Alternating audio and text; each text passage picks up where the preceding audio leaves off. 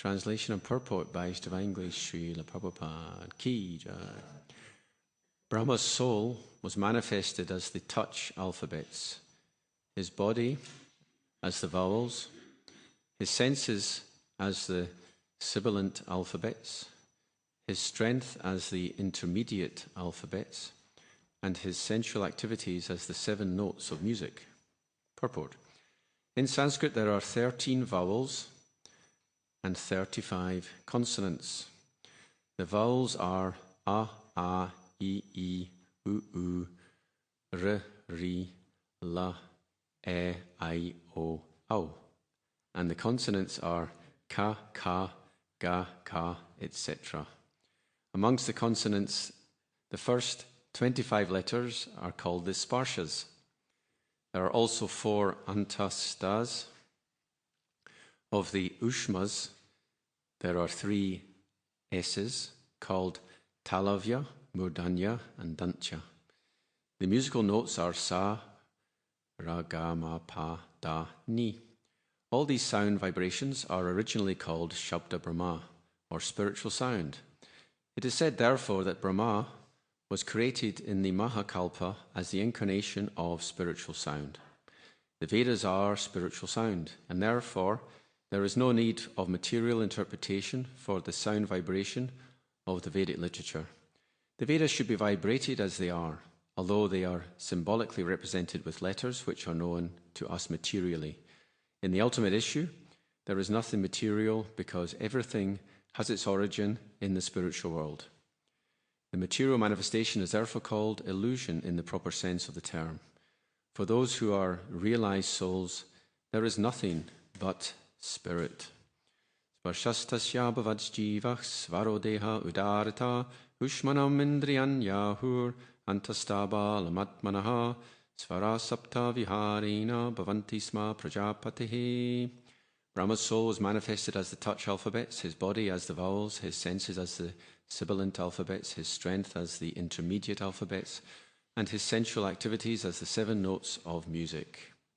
Om Jnanatimirandasya Gyananjana Salakaya Chakshurun Militam Yena Tasmai Shri Gurave Namaha Shri Chaitanya Manobhistang Stapitam Jena Bhutale Swayam Rupa Katamahyam Dadati Swapadantikam Vandehang Shri Guru Shri Yuta Padakamalam Shri Gurun Vaishnavangscha Shri Rupam Sagra Jata Sahagana Raganatan Vitangs Tang Sajivam Sadvaitam Savadutam Parijana Sahitam Krishna Chaitanya Devam Shri Radha Krishna Pada Sahagana Lalita Shri Vashakan Vitangscha He Krishna Karuna Sindho Dinabandho Jagatpate Gopesha Gopika Kanta Radha Kanta Namastate Tapta Kanchana Gaurange Radhe Brindavaneshwari Brishabhanu Sute Devi Pranamami Haripriye Vanshakalpatrubhyascha Kripa Sindhubhya Evacha Patitanam Pavanebhyo Vaishnavebhyo Namo Namo Namaha Jai Shri Krishna Chaitanya Prabhu Nityananda Shri Advaita Gadadhar Shri Vasadi Gaura Bhakta Vrinda Hare Krishna Krishna Krishna Hare Hare Hare Rama Rama Rama Hare Hare. So I request the blessings of all the devotees and apologies in advance for my imperfections. I was asked to give this class just yesterday, so I'm not so well prepared. But I did have a chance to look at a few of the Sanskrit terms to try and decipher them. So this is very much related to Vedic meter. Meter meaning rhythm. The rhythm or the number of syllables in different verses.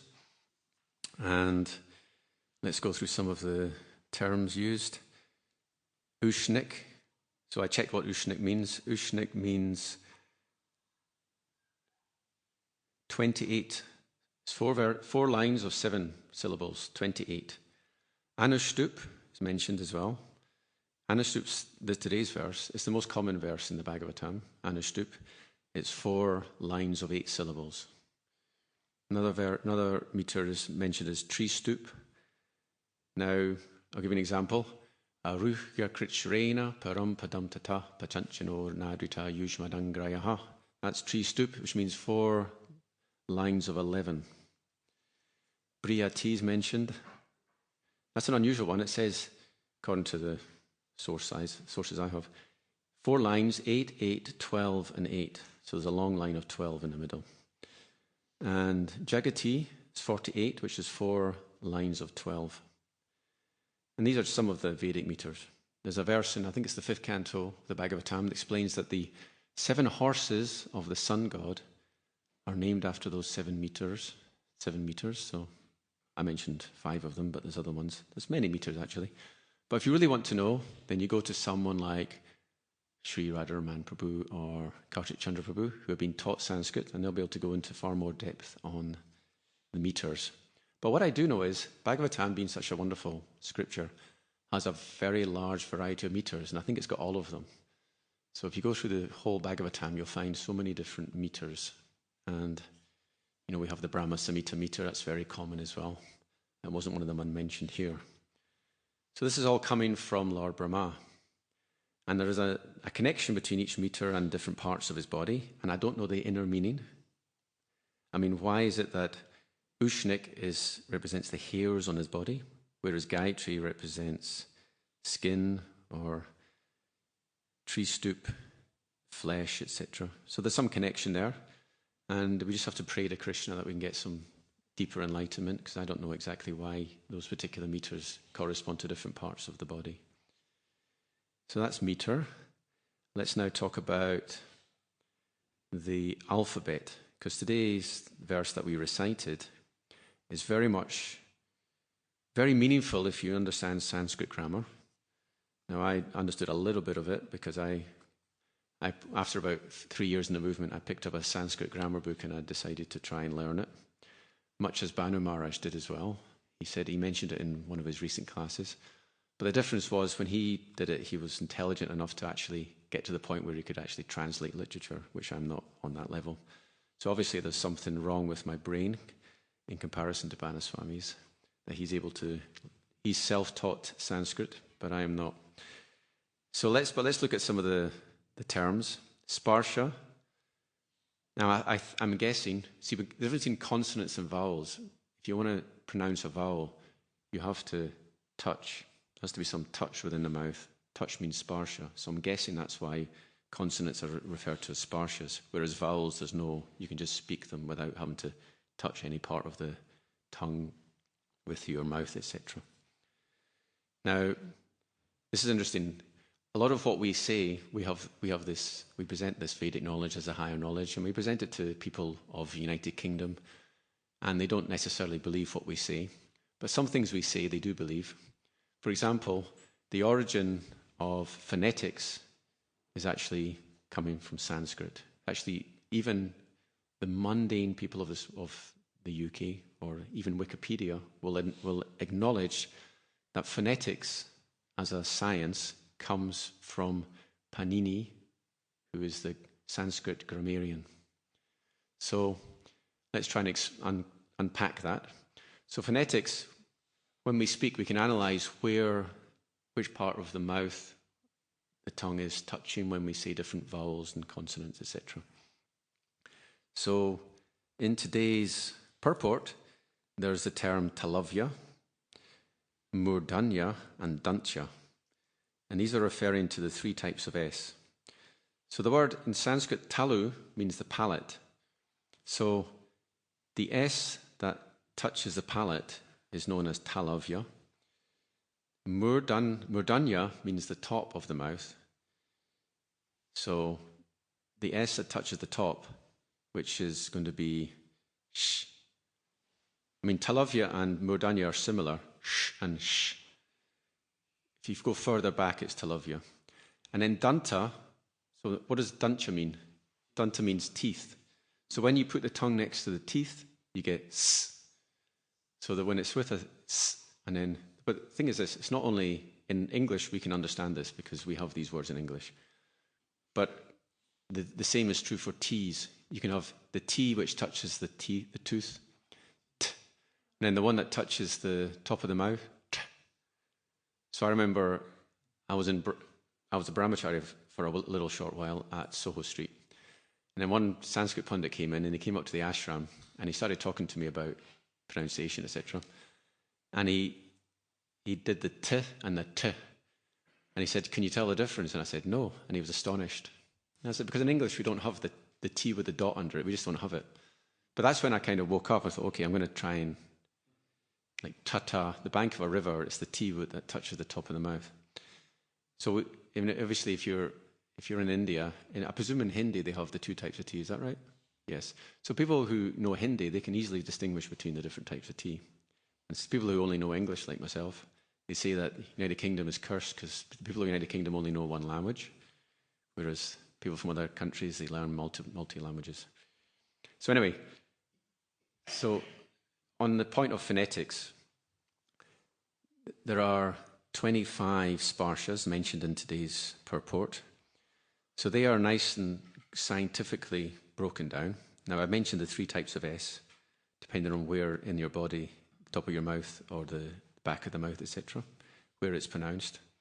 So if you look at the consonants, so the first one, there's 25, that's 5 sets of 5.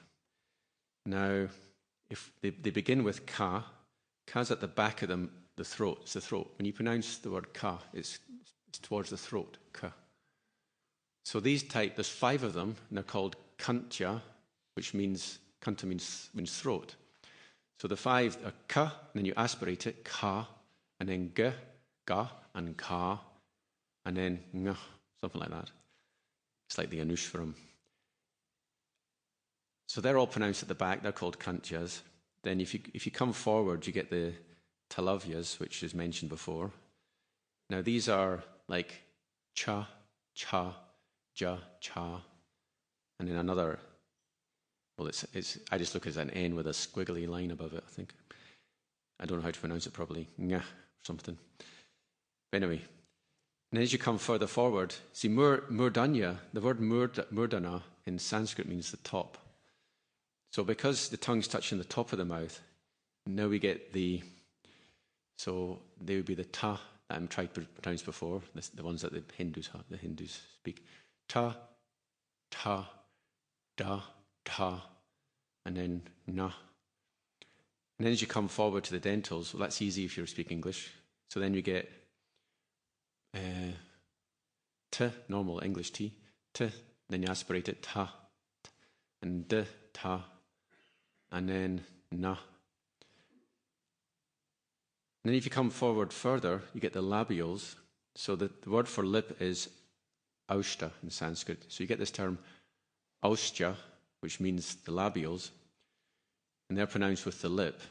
Now you notice ventriloquists, they find it very hard to pronounce the words with the lip, the sounds with the lip, because they have to use the lip. So when a ventriloquist has to mimic the sound that is made with the lip. So these are pa, pa, ba, pa, and ma. So you can always see the lips are used there. So that's very scientific. So we've broken them down into 5 sets of 5 based on whether they're pronounced on the throat, the palate, the top of the mouth, next to the teeth, or the lips. But another way to look at them, that's why there's 5 rows, but why is there 5 in each? And that's because there's soft and hard. Katora means hard, the k, that's hard, t is hard. But the soft ones are like ga and ba and da. They're called mridu. So the consonants are divided into soft and hard, aspirated and non-aspirated. And then the last row is the ones that are labials, the ones pronounced with the lip. So it's all very scientific. And then we wonder, why is it that we don't really know these things so well? And the answer is because they're not actually essential for spiritual life. Which brings us to another topic of the purport, is Shabda Brahma. So before we go on to Shabda Brahma, let us remind ourselves of a wonderful pastime in Lord Chaitanya's Leela, where he goes to South India, Rameshwaram, I think is that right? And he meets a Brahmana who's illiterate. You know the story? And he's trying to pronounce the Gita verses, and people are laughing at him, but there's tears coming from his eyes, and Lord Chaitanya speaks to him and says, "Why are you crying?" And what does he say? He says, "When I pick up the Gita, I see Krishna driving the chariot for Arjuna, and it fills me with ecstasy, and I cry. Because he is Bhagavan, and yet he's serving his devotee." So this is one of the wonderful qualities of Bhagavan. One of his 64 qualities, he is Bhakta Vatsala, or he's Prema Vasya, meaning the same thing. He's controlled by love, or he is the devotee of his devotee. In the 10th canto it says, Bhagavan Bhakti Bhaktaman. That Bhagavan, Krishna, is the devotee of his devotee. So this gives great ecstasy to the soft-hearted devotees to think that the Lord comes down from his elevated position as Bhagavan and serves his devotee. And Krishna was taking the shoes at the Rajasuya sacrifice. He was like the person that was arranging the shoes. So he's the devotee of his devotee. So this Brahmana who's illiterate, he's crying because he has so much love, because he understands the essence of the scriptures. And Mahaprabhu is like, "Why are you reciting the Bhagavad Gita?" And he said, "Shuddha Shuddha Gita Padi, Guru Agyamani." He said, "I do not pronounce it properly. Sometimes I pronounce it correctly, sometimes incorrectly. I'm just not educated enough to do it. But I'm doing it on the order of my Guru." So this is showing us that even if you cannot intellectually comprehend Scripture, just by trying to pronounce the words, you can get spiritual realization. And in the purport it says, "The Vedas are spiritual sound, and therefore there is no need of material interpretation for the sound vibration of the Vedic literature. The Vedas should be vibrated as they are, although they are symbolically represented with letters which are known to us materially." So someone may be very materially qualified, but not have a good heart, and therefore they cannot enter into the Vedas. And someone may have no material education, but just by picking up the book and just by trying to pronounce it, the Vedas, the power of the scripture, it's called Shastra Kripa, right? Power of Shastra will enlighten the person. So let's give another example. Sarvabhauma Bhattacharya, he was the greatest Pandit of the time, and he was also a gentleman. So when Lord Chaitanya, although he was an impersonalist, when Lord Chaitanya fainted in ecstasy in the Jagannath Puri temple, he very nicely took care of him, took him to his house, and it looked like he'd left his body, right? Chaitanya Mahaprabhu, he's lifeless. But then he took a little piece of cotton, little cotton fibre, and it moved when it was placed near the nose of Chaitanya Mahaprabhu. And then he understood, this is transcendental ecstasy. There's a slight breath there. So Sarvabhauma Bhattacharya, feeling great love for Lord Chaitanya, he wanted to elevate him. He didn't really understand at that time the great position of Mahaprabhu as Supreme Personality of Godhead. So he tried to elevate him, and he spoke Vedanta Sutra for 7 days. And Mahaprabhu wasn't speaking. And after a while he said, "Why is it you say nothing?" And Mahaprabhu said, "I understand the Vedanta Sutra very clearly, but the way you present it, you've interpreted it in such a way that it's like a cloud coming over the sun." See? So Sarvabhauma Bhattacharya was so knowledgeable, technically speaking, but he could not enter into the actual meaning of the Vedas because his heart was not pure. And finally, by the association of Mahaprabhu, he became a great Vaishnava. And on one day, was it Gopinath Acharya offered him prasadam in the morning, Sarvabhauma Bhattacharya, and he took it before he had taken bath. Lord Chaitanya himself. And that was a sign that he'd actually understood, because he actually honoured prasad even though he hadn't had a bath. Shri Shri Radha Gokulananda Ki Jai. Shri Shri Ram Lakshman Hanuman Ki Jai. Shri Shri Gonitai Ki Jai. Nitai Gaura Premanandi Hariribo.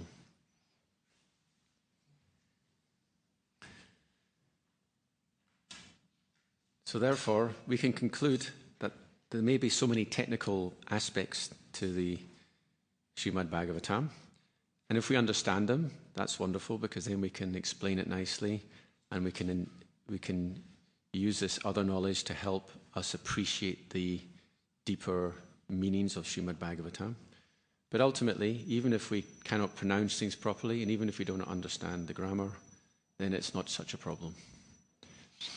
I remember once I was leading Mangalarti several years ago, and afterwards, Tattvabit Prabhu came to me. And he said, the last line, when you sung the last line, you sang, Yasya Prasadan Nagati Gutopi. The way you pronounced it, I pronounced it Yasya Prasadan rather than Yasya Prasadan. There's a difference. So he said, you pronounced it in such a way as what you said, that by the mercy of the spiritual master, you will not make any progress. That's what you sung. Because I sung Yasya Prasadad rather than Yasya Prasadan. So it's a good example that we may pronounce things wrong, and we may even get the opposite meaning, but as long as our mood is correct, it's not such a problem. But I'm grateful to Tattvabit Prabhu, because after that I learned, okay, when I sing the last line, I do Yasya Prasad. So there's a difference between A and A. The first line is Yasya Prasadad, means by the mercy, and Yasya Prasadan, the second line, means without the mercy, you see. So sometimes it does matter, and it's good that we actually train each other, teach each other. Another thing I noticed is for so many years, and myself included, we read the Chaitanya Charitamrita, but we don't know when to pronounce y and j, because the y, a lot of people, we just pronounce it y is a y, but sometimes y is j. It's the same when we sing Guru Puja. Jahara Prasadi Bhai, this is Jahara, not Yahara, or Jaha Hoiti. Anyway, there's so many. If you ask Shachimata, she's very good for pronunciation, of course, because she was brought up in Bengal. So it's nice to know these things, you see. Now I'm going to finish with I'm going to ask you some questions about Lord Brahma. This chapter is about Lord Brahma. So there's a few puzzles about the creation of Lord Brahma when he takes birth in the lotus. And there's also some confusion about his becoming lustfully attracted to his daughter. So I'm going to ask you two questions, and you can tell me if you know the answer. Now, the answer to one of these questions is actually in this chapter. And when Srinivas Prabhu gave class, the purport, he answered the question. So he's not allowed to answer that question. But the first question is this. So if you go to the second canto, there's a description of how Lord Brahma is enlightened. And it goes something like this. He's on the lotus, he's in darkness, he doesn't understand anything. And then he hears, this is Krishna, this is the Shabda Brahma. Krishna speaks to him, ta, pa. And from that, he understands to perform austerity. So he performs austerity, and then he's enlightened. And if you study this part of the second canto, it's chapter 9, I think, yes. It's described that he had a vision of the Vaikuntha planets. And Lord Vishnu enlightens him with the Chatusloki, the 4 seed verses of the Srimad Bhagavatam. What's the first one? Aham evasam evagre nanya jaz sadasat param. Yatadaham etachcha yovasishyati sosmiham. Is it? Anyway, anyone know the first of the Chatusloki? Aham evasam evagre nanya jaz sadasat param. Paschadaham yadetachchat yovasishyati sosmiham. In the beginning was only I. During creation, everything is just I. And after creation, all that remains is I. Krishna's given his transcendental position. Anyway, that is the description of creation of Lord Brahma's enlightenment. Yeah, he's created, he's in darkness, he hears tapa, and then Vishnu enlightens him with the Chatusloki. But now if you go to the Brahma Samhita, you get a different version. In that version, he's in darkness, then Saraswati, goddess of learning, gives him the 18-syllable Gayatri mantra. And those who are second initiated, they know this mantra because it's chanted. It's part of the Gayatri. And then he gets a vision of Goloka Vrindavan, and he spontaneously composes the Brahma Samhita. Okay? So the question then is, why are the stories different? Does anyone have an answer? Huh? Why the stories are different? One is he hears Tapa and gets enlightened by Vishnu in the Chatusloki, and the other version, Brahma Samhita, he receives the Gayatri mantra from Goddess Saraswati, and then receives a vision of Goloka Vrindavan and compiles the Bhagavad Gita, or composes the Brahma Samhita.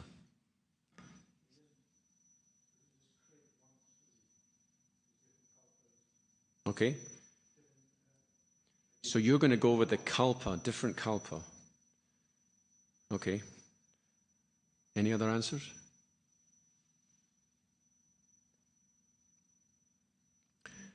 I thought that as well.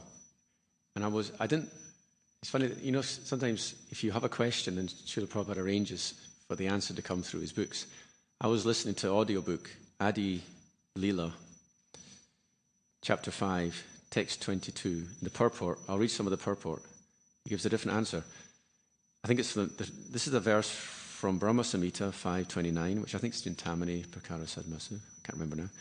This description of the abode of Krishna gives us definite information of the transcendental place where not only is life eternal, blissful and full of knowledge, but there are ample vegetables, milk, jewels, and beautiful homes and gardens tended by lovely damsels, who are all goddesses of fortune.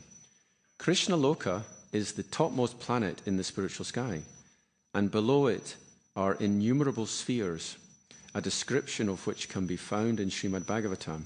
In the beginning of Lord Brahma's self-realization, he was shown, wait for it, a transcendental vision of the Vaikuntha spheres by the grace of Narayan.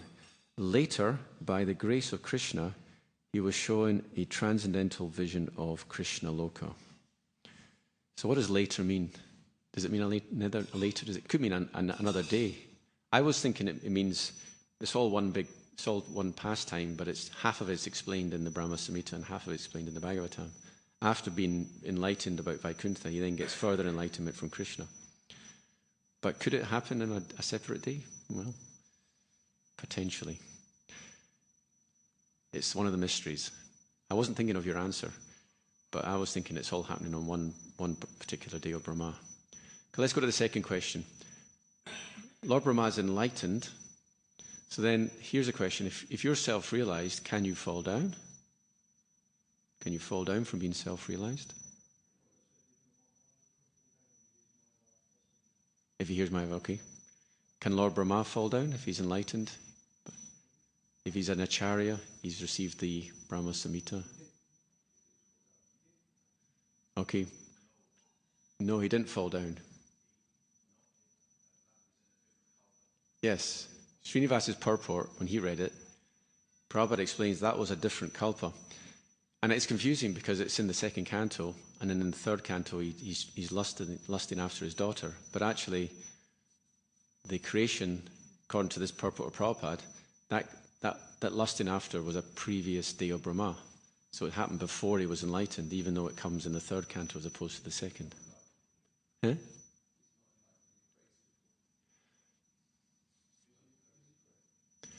With the help of Krishna. That's engineering. Nick? Yeah.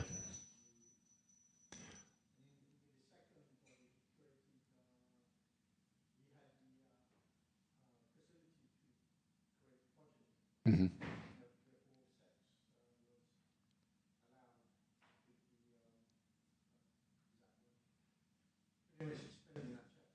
Mm-hmm. Yeah. So we shouldn't think that Brahma was enlightened with the Gayatri and then he lusted after his daughter, because it's a different, as the purport, Prabhupada explains in the purport that, so it's a previous kalpa, previous day of Brahma. Anyway, we have 5 minutes left. Thank you for your time, and then I'll open it up for any comments or questions.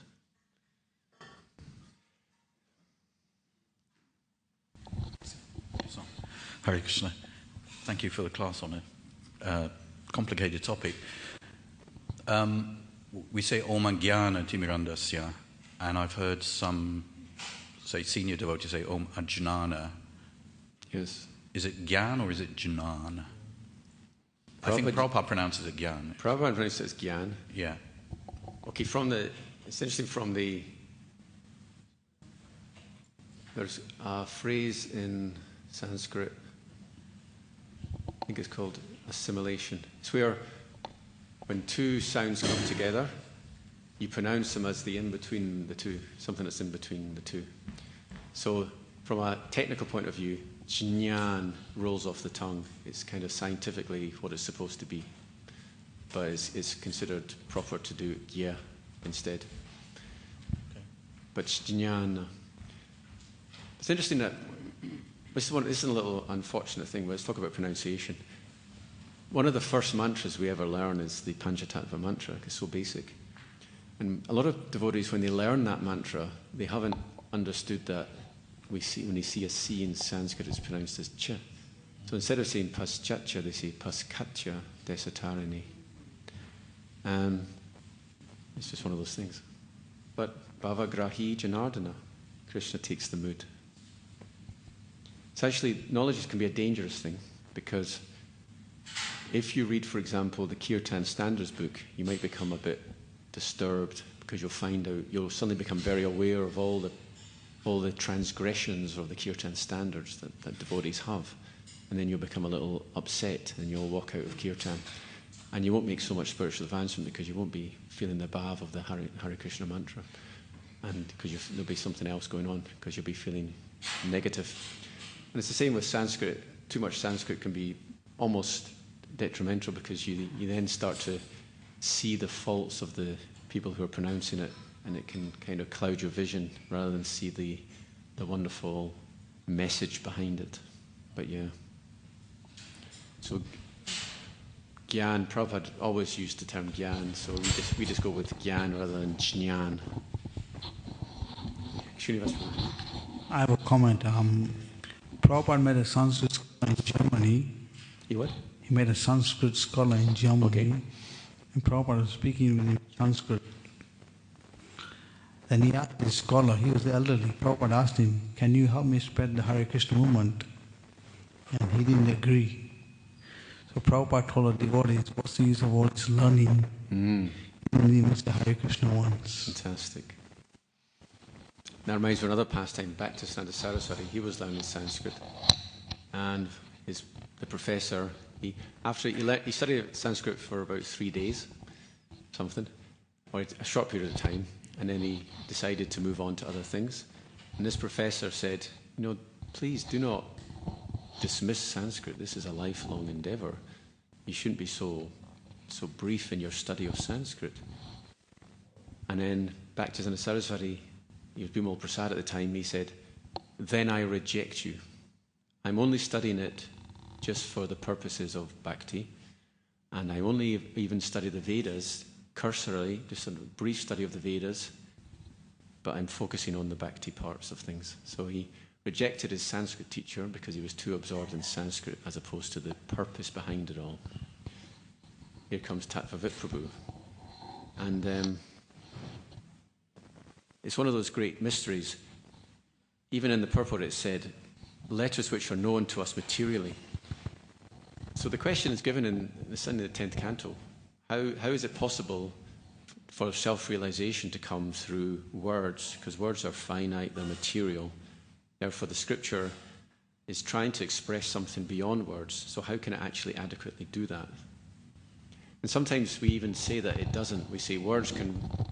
The transcendental places where you can send words, but they come back. You can't actually reach the transcendental realm with words. That's only part of the story, because those words also have spiritual potency.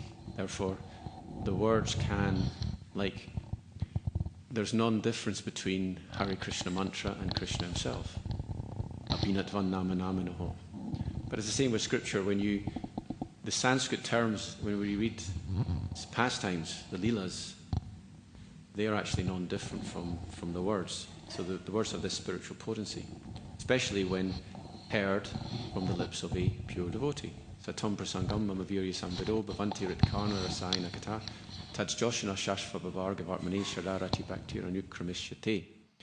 That if you hear from someone who has potency, then faith, and then bhakti, which means elevated bhakti, and then Shraddha rati, taste, and bhakti prema. You ultimately receive prema when you hear from the words of the lips from the pure devotee. Because as Prabhupada said, it's like when the male has potency and has contact with the woman, there is pregnancy. Potency is not there, there's no child. Same way, if you hear the scriptures from someone who has realization, who has awakened Krishna prema within the heart, then there will be an effect on the listener. Haribol. Yes.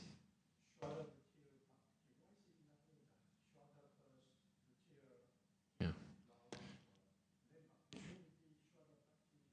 But, okay, so one of the acharyas explains that the bhakti mentioned in this verse is prema bhakti. So you're going from faith to rati, attachment, attraction, to prema.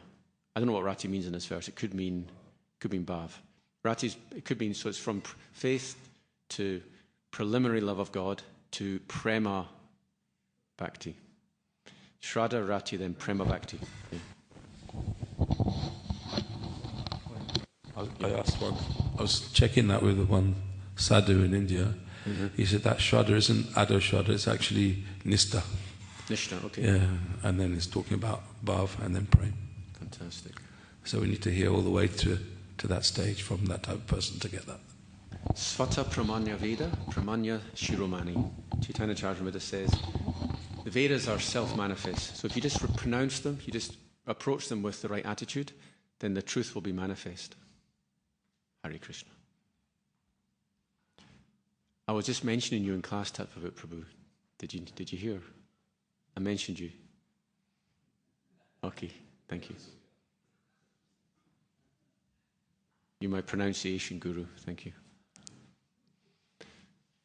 Anyone else?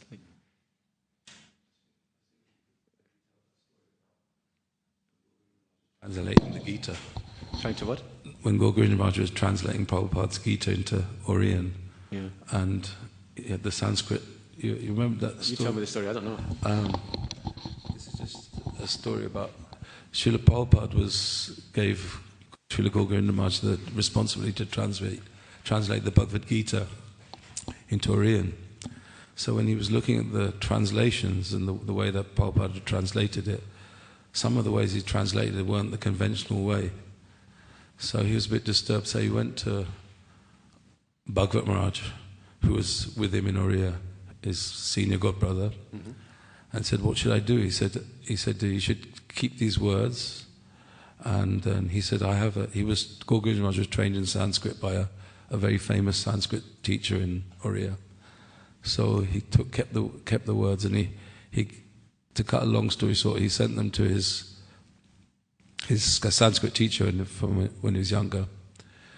And when he looked at all the words, he said, "Just give me a bit of time." Then he came back ecstatic to Govinda Maharaj and said, these words that are used, they're all perfect explanations, but they're not the ones that you'd commonly see. And he said, I want to, who's the person that has written, because Bhagavat Maharaj, he said, "I'd like to meet the Bhagavat Maharaj, who's the disciple of this Govinda, of Prabhupada, that was suggesting that you go and check with me, because your spiritual master it's perfect, what he's written." So this was a renowned Sanskrit scholar had to research what Prabhupada had written, and he found that every single thing was actually perfect. So that's the power of Srila Prabhupada's translation. Srila Prabhupada ki jai. Grantra Srimad Bhagavatam ki jai. Nitai Gaura Premanandi. I always ask this at the end. If anyone's going out to do any book distribution or preaching, then please take this garland and give it to someone. If anyone wants to go out, if you're going to meet someone or you want to give it to a friend or something, just let me know.